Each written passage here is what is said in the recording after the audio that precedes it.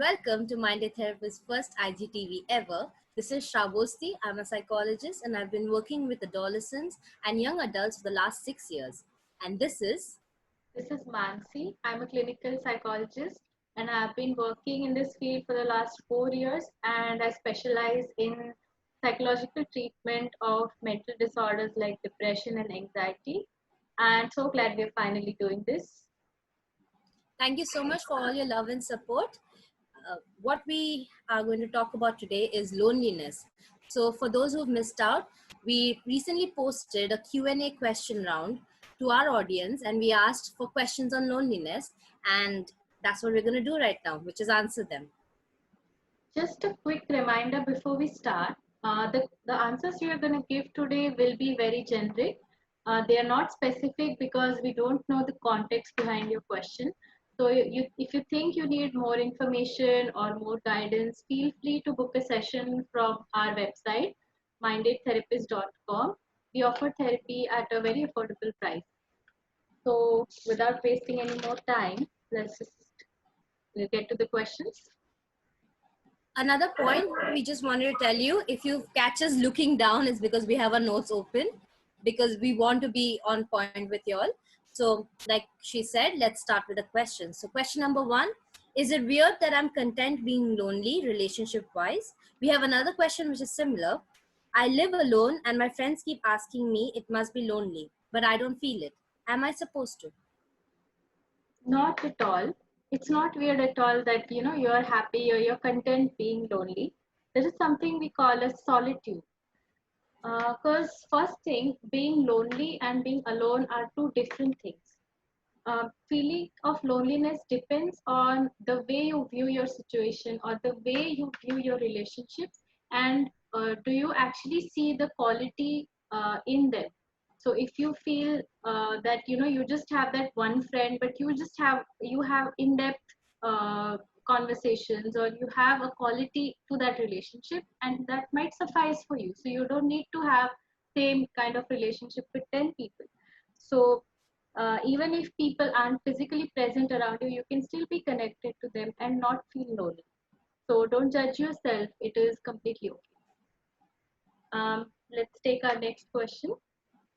How boredom and loneliness are related? They are related, but the thing is, these terms are used interchangeably. So let me start on first boredom. Boredom is because of a lack of stimulus in the environment. So if there is nothing in the environment catching your attention or your interest, you tend to get bored. But loneliness, on the other hand, is a lack of connection in your environment. So if you feel like you're not connecting with anyone on a one-on-one basis, you tend to feel lonely. Now, how are they related is that one can lead to the other. For example, if you're bored, you might start looking into your relationships and then start finding flaws, that overthinking loop that happens. And similarly, if you're lonely, you can look around and not find anything that is stimulating in your environment and then feel bored. So in that way, one can lead to the other, not exactly related, but they are kind of used together. I hope that answers your question. We'll go to our next one. Yeah. So question number 3, I'm 30 and single. I'm scared that I'm going to die alone. How do I deal with this? I think a lot of us have this question. Yeah, absolutely. Because the society that we live in today constantly dictates our lives, because there are these norms attached to the way we are supposed to live, right? But you need to remember that you don't have to follow them. And now let's talk about your fear. So, point number 1, look at your thought or the thought pattern. So first, what you're doing is you are kind of saying that you are gonna end up being lonely. So we call this fortune telling, which means that you predict the worst outcome that's gonna happen, and you believe that it's the only thing that's gonna come true. Number 2, question that thought pattern. So you don't have to believe that thought, but you try questioning those thoughts with these questions. First, is this the only possibility? Second, can I really predict this? Isn't there any other small possibility that you might find the partner that you're looking for? After we've questioned your thoughts, there's number 3, that generate an alternative response to that, which will be, I can't predict the future. I don't know for sure that this is the only possible. And number 4, every day keep repeating to yourself that I'm worthy of finding someone who truly loves me and accepts me for who I am. So believe in yourself, you're worthy of finding love. Let's move on to our next question. Why do I feel so lonely when I'm surrounded by so many people? This is a very common question. A lot of people have it because you'll notice that in a group of 30 people, you find yourself extremely lonely. So, why that happens? Always remember that it's more about the quality of a relationship than the quantity of relationships. So, you can have 30 people, but if you don't have one on one conversation with them where they are meeting your interpersonal needs, then you're going to feel lonely. What are interpersonal needs? It's your need as a human being that helps you feel the warmth and care from people. So if you get that from one person, you're good to go. Quality over quantity. And the main word I think you need to remember here is the lack of authenticity in your relationships. If you have authentic relationship, you're good to go. You're going to feel better. So I hope that also answers your question. Question number 5, how to overcome this loneliness other than doing productive things? That's a good question, because the whole situation of pandemic has affected our lives so much. It has affected our productivity, so that's not helping anymore, and it has made the issue of loneliness even more severe. So here are a few things that you can try.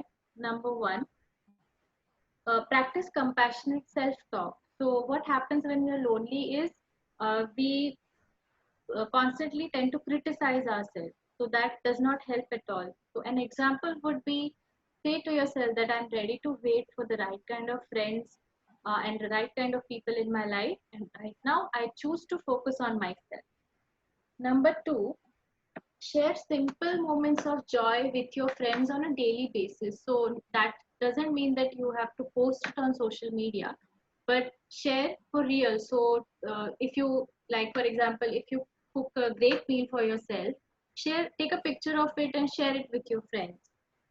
So that can help you to maintain that daily, connection with the people in your life. Number 3, use loneliness as a feedback.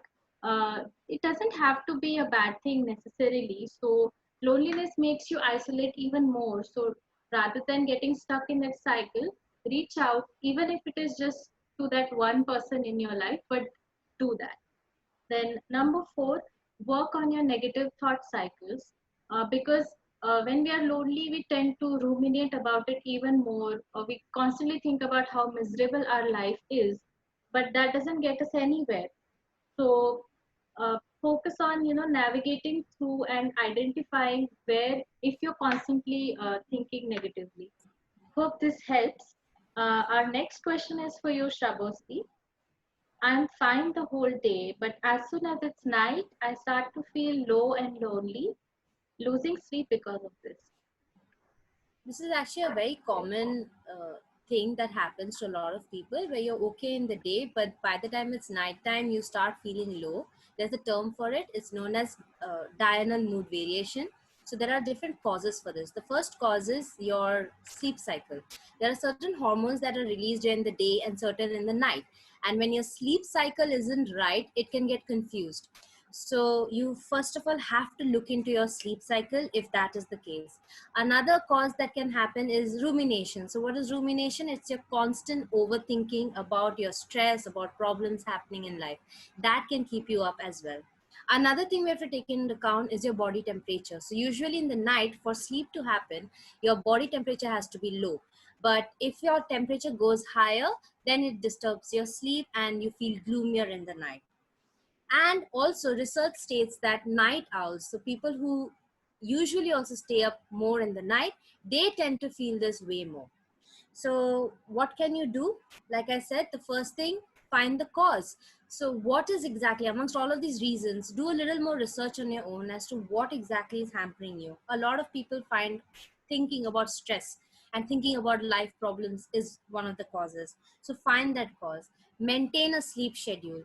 Sleep schedule is not just going to the bed, but what are you doing prior to that? So those half an hour before that, what are you exactly doing to calm yourself down so that you are able to get that sleep? Another thing, write your thoughts out. If you feel like your thoughts, you're not able to control it, get it out somewhere else. So you can write it on a notepad, you can put it on your phone, you can record it as a voice note, anywhere where you can basically transfer those thoughts into something else. And last, if nothing works, this is something you can try. It's a gratitude list where you just write down 3 simple things. Could be something as easy, as simple as maybe a cup of tea that was great for today, anything at all that can help you feel like I've got some form of control. So try these methods and let us know if it works for you. Thank you for that. Now I will move on to the next question. This is question number 7. I don't want to get married. My parents keep telling me I'll be lonely at 60. Is it true? Not at all. I'll actually want to start with something on this. First and foremost, it's very important that you have an analysis of your own personality.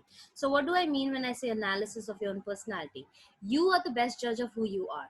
So, you need to take into account what are your likes, what are your dislikes, what are you okay with, what are you not okay with, where you stand, where you don't stand, these sort of things. Because at the end of the day, no one really knows you as much as you do. So, you will know if okay, getting married at this point is feasible for you or not. And always remember another thing, this concept of being lonely at 60. There are a lot of people who are lonely at 60 in spite of getting married and having kids. So there's no sure short road to cutting out loneliness out of life. So the first thing I think also you need to keep in mind is that fear of loneliness. There's literally nothing to it. It's just something that we make up more in our mind. Mansi, would you like to add something to this? Yeah, I would like to add two important points here. First, consider your parents' perspective here, why they're saying what they're saying. So, look at their situation, that the way they have been brought up, and because their generation has seen that marriage is the most essential thing in your life. That is why they are saying this. And another point is that they are saying this out of the fear or out of their worry that my daughter or my son should not end up lonely. So, first, after you consider this, next you explain to them your situation in a calm way, but don't expect them to understand fully. They might not understand, but that's okay. But don't shun them from your life. Next point is, do not feel the pressure to comply to these norms. They are just made by the society. You don't have to follow them. Yeah.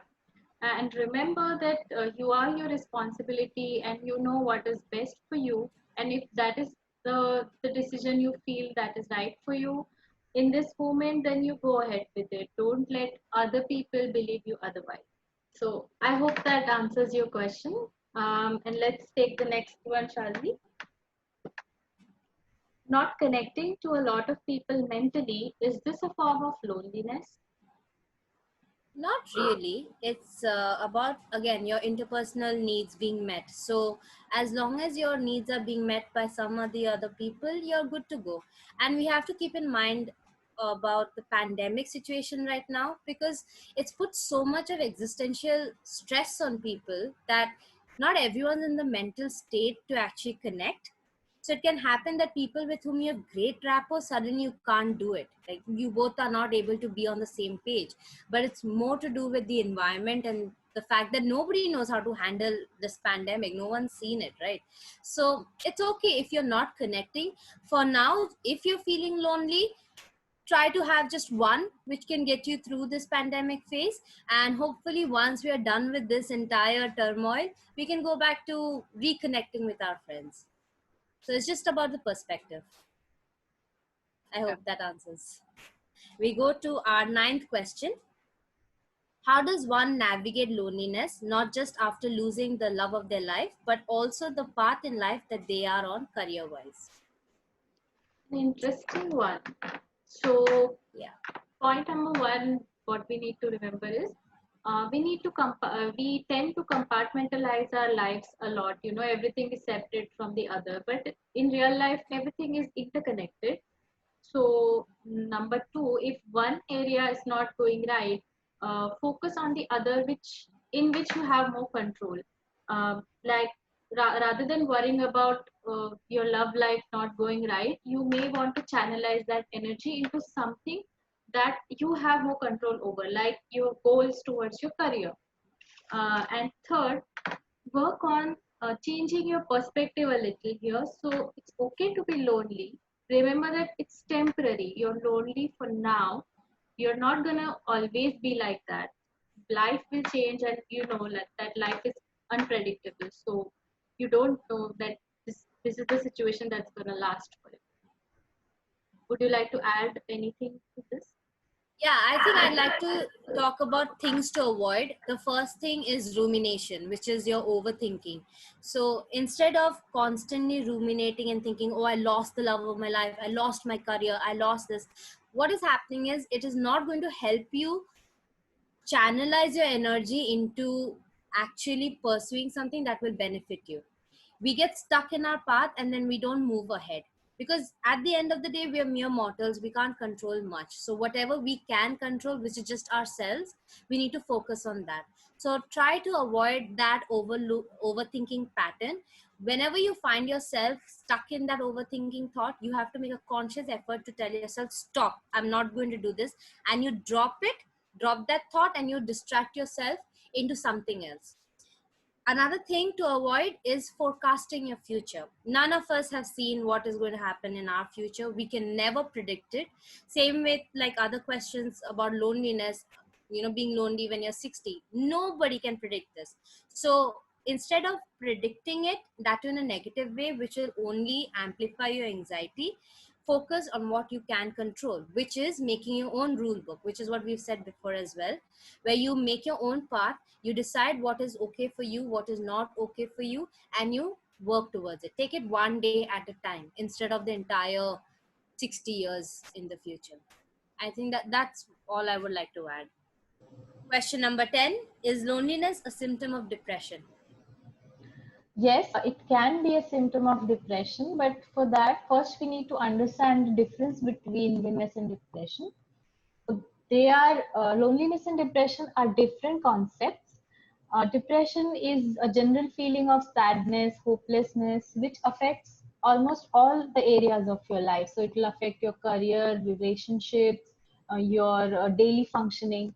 Loneliness reflects how you feel about your relationship. So if there is no quality or authenticity to your relationship, then that might make you feel lonely. So these two are different concepts, but they can exist together. And if loneliness is present for a long period of time, it can eventually lead to depression sometimes. You can be lonely but not depressed, or you can be depressed but not lonely, or both loneliness and depression can be present at the same time. So understanding this difference is important. And with that, we come to our last question. Is there a quick to loneliness? Because a person tends to make hasty decisions in this situation. I wish there was a quick fix to anything and everything to do with emotions. Me Then, like, too.